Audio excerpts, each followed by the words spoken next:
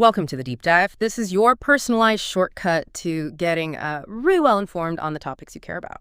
Today is June 20, 2025, and we're diving in something critical, something unfolding right now, a direct military confrontation between Iran and Israel.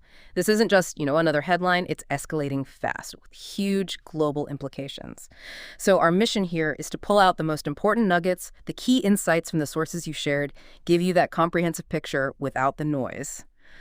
Okay, let's unpack this. Yeah, and what hits you immediately is just how unprecedented this is, a direct conflict. I mean, for decades, it's mostly been proxies, cyber stuff, covert ops, that sort of thing, not this.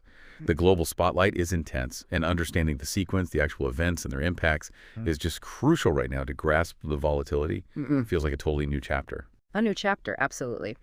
So our sources point to June 13th. That seems to be the date it all kicked off, with Israel launching a huge preemptive strike, codename Operation Rising Lion. What were they aiming for with such a bold move? What was the justification given? That's the core question, isn't it? Operation Rising Lion was very specific. Targets included Iran's nuclear facilities, key Revolutionary Guard infrastructure. We're talking strikes near major cities, Tehran, Isfahan, Natanz, and crucially, hitting that hardened underground site at Fordo, too. Israel's stated reason.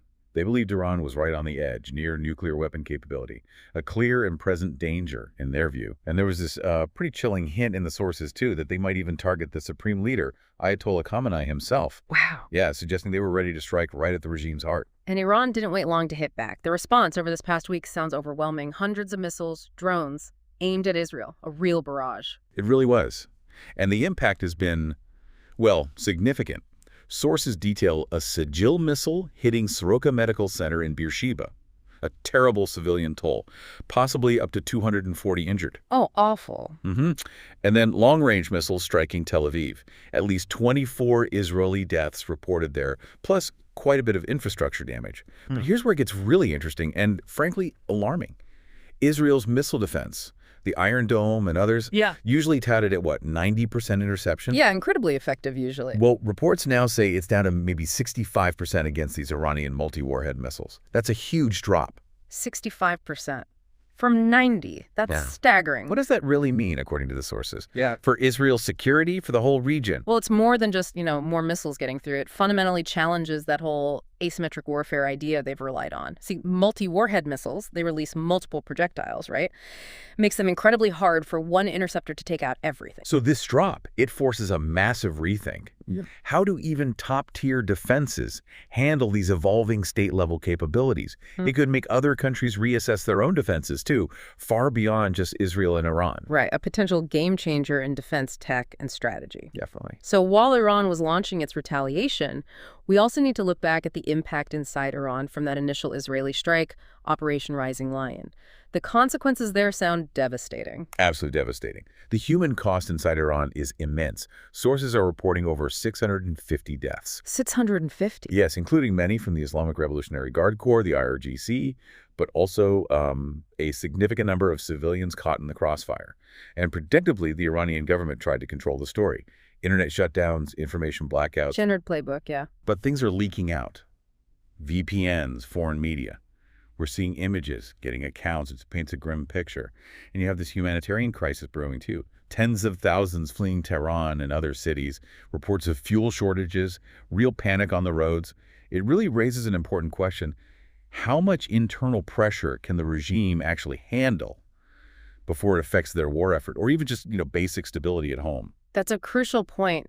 And maybe that instability is why the international community is now stepping in, trying this very fragile diplomatic dance. What's happening on that front? Fragile is the right word.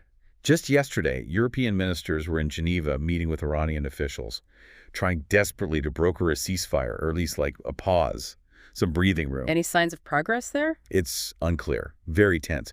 Meanwhile, the U.S., under President Trump, is still officially holding back from direct involvement, watching closely but not jumping in militarily for now.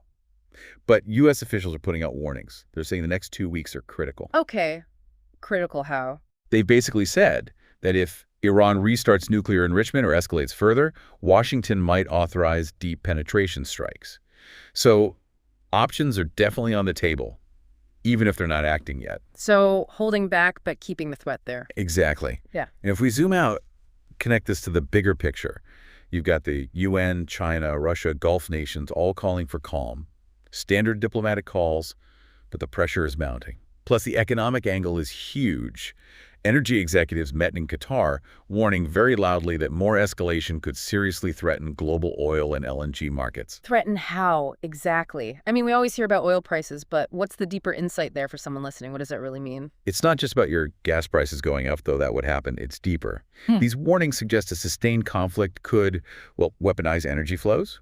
It could fundamentally reshape global supply chains, shift who relies on whom for energy. It's the kind of disruption, especially with so much energy passing through the Strait of Hormuz near Iran, that could genuinely trigger a global recession. It impacts everything: manufacturing, shipping, food costs, everything. So bringing us back to today, June 20th, strikes are still happening, casualties rising on both sides, diplomacy is frantic but uncertain. It feels incredibly tense. It really does. We are at a truly volatile crossroads. If there isn't some kind of diplomatic breakthrough, and soon, a wider regional war seems not just possible, but frighteningly plausible. And that obviously has massive implications for global stability, for markets. This whole shadow war is now out in the open, and the stakes couldn't be higher. This deep dive really highlights just how critical this moment is between Iran and Israel. It underscores why staying informed on these fast-moving global events is so vital. And maybe a final thought to leave you with, something to mull over as we watch this unfold. Think about those ripple effects. How does a direct, open conflict between these two specific nations fundamentally change the power dynamics, the lines of influence across the entire Middle East, and maybe even globally in ways we can't quite see yet? Thank you for joining us for this deep dive.